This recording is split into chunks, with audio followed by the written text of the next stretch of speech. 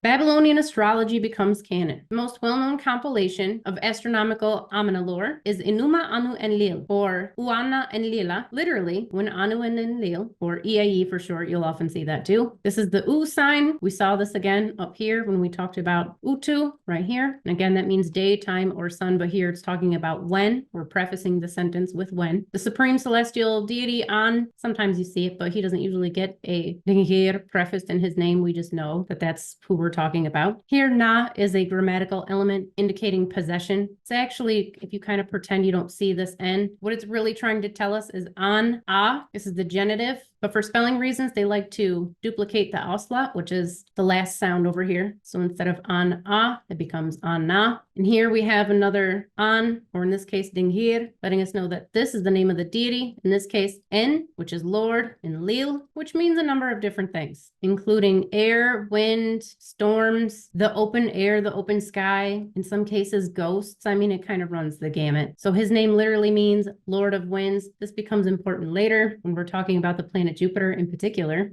Okay, this right here is Law 2. I know this is going into way more detail than you care about.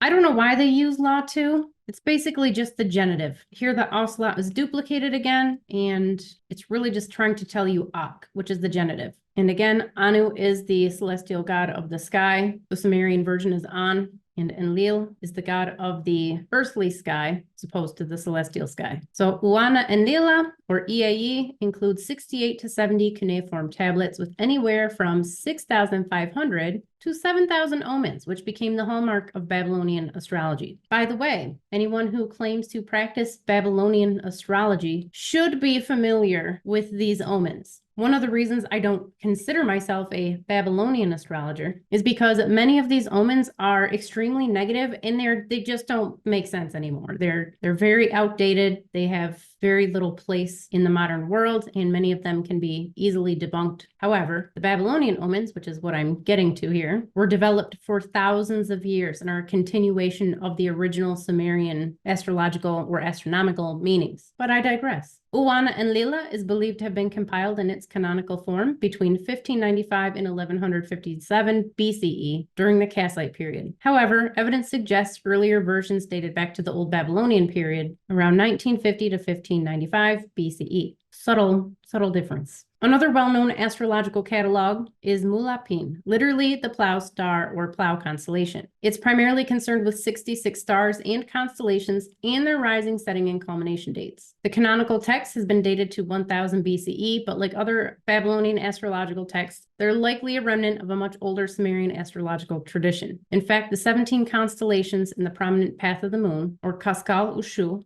are the original constellations of the elder Sumerian zodiac. So again, the Babylonians just took what the Sumerians had already done, same thing with their language, and they kind of just made it their own. And here, of course, we have Enuma Anu en.lil, tablet 50, which is currently being held captive, can we say that, by the British Museum. This right here means Kaskal, and that means path or road. This again is the an or dingir sign, and here it's used as a silent determinative to let us know that this is a deity. And this word Ushu means 30, and one of the ways you could talk about the Sumerian gods was actually referring to them by their sacred number. And in the case of the moon, that number was 30, probably because roundabout the lunar month was just shy of 30 days.